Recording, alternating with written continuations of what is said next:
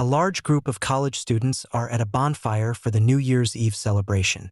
All of the pledges are wearing beanies, and one socially awkward taciturn pledge named Kenny is sent by the fraternity president Doc and his friends up to a room in the frat house where a sorority sister named Alana is waiting in the doorway.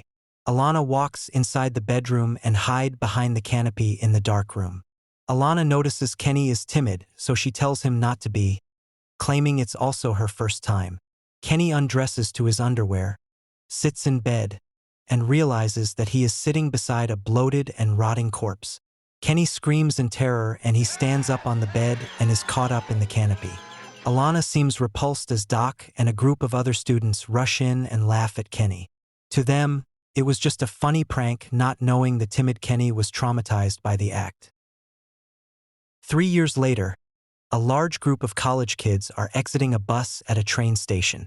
They have a toast celebrating 4 great years at college as they prepare to board a charted old train for a New Year's Eve costume party.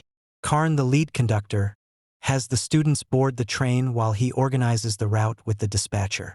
Karn helps a magician and his assistant carry their luggage on board, as a 3-person band board the train for the excursion. Nearby, Ed, a prankster student and one of the ones involved in the prank against Kenny, walks around with a sword through his stomach. The other students laugh and think it's another one of his practical jokes, but he falls down dead after the people walk away and board the train. An unseen person takes Ed's Groucho Marx costume and rolls his dead body under the train tracks. The train leaves and the lights at the deserted station are turned off. The killer is wearing Ed's costume as he moves around the train. Meanwhile, Mitchie, another one of the students involved in the prank against Kenny, is talking to Alana, who is graduating early and hopes they will keep in touch.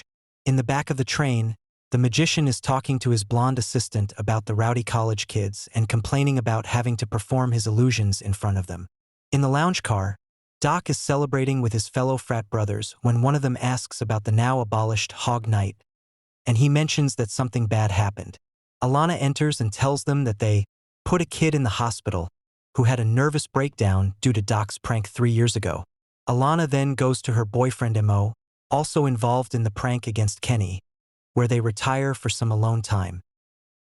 A little later, Mitchie sees Ed, and he follows her towards the sleeping berths. He nearly grabs her when Jackson, another of the students involved in the prank against Kenny, appears. Jackson is very inebriated and he offers Ed a drink. In the nearby lavatory, the killer grabs Jackson, lifts up his mask for a second to let him see his face, and slams Jackson's head into the mirror. The killer then changes out of his Groucho Marx costume and leaves the lavatory. Meanwhile, Alana becomes angry when learning that the train party was Doc's idea after Mo told her that it was his. 2 of the sorority sisters, Pet and Mary, show up where Pet thinks that her boyfriend, Ed, missed the train, and Alana argues with Mo about learning that Doc had set him up again. Karn, the conductor, shows Doc and Mitchie a card trick he learned from the magician, and the couple waits for the occupied bathroom. After a few minutes, they leave to find another one. Later, the magician performs his show before the students, and afterwards, the rock band appears to play. Meanwhile, Doc asks Mo where Jackson and Ed are. Mo does not know, and when he asks where did he find the magician, Doc says that he did not hire a magician for the party and wonders who did. Alana tells Karn that someone may have been left behind, but Karn tells her that the train platform was empty when he viewed it prior to the train leaving. Mitchie hears this and tells them that she saw Ed earlier on the train. Frustrated at being unable to find their boyfriends Jackson and Ed, Mary and Pet approach Doc and Mo, who offer to take them to consulting rooms, as they are both med students. Karn goes off to have a talk with Walter, the engineer of the train, and the stoker, nicknamed Shovels, to ask for the time to reach their destination. Karn then tries his card gag on Charlie. Afterwards, Karn then goes to the locked door of the lavatory and knocks on it. He unlocks it with his master key and finds a dead Jackson lying on the floor, with blood everywhere. Karn checks and sees that his neck must have been slashed. Karn then tells Walter and Charlie what he found, saying, "There's a boy dead back there." Back in the showroom car, Mitchie mentions to Alana on the dance floor that she is leaving to be with Doc, and the magician, after looking at Alana, leaves in the same direction at Mitchie. Charlie arrives at the locked door to the lavatory and tells some girls passing by that it is out of order.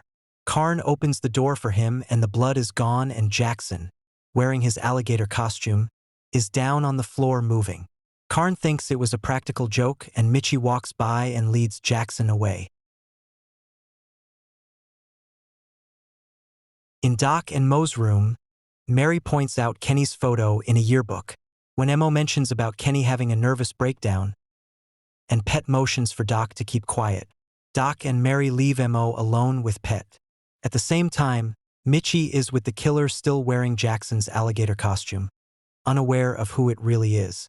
Michi beckons him to join her in a birth bed as Mary and Doc walk by. Michi leans down and asks Jackson to have his way with her. The killer takes off a glove and lays a hand on Michi's chest. She looks down and sees that it is Jackson's severed hand. She tries to scream, but the killer puts his real hand over her mouth.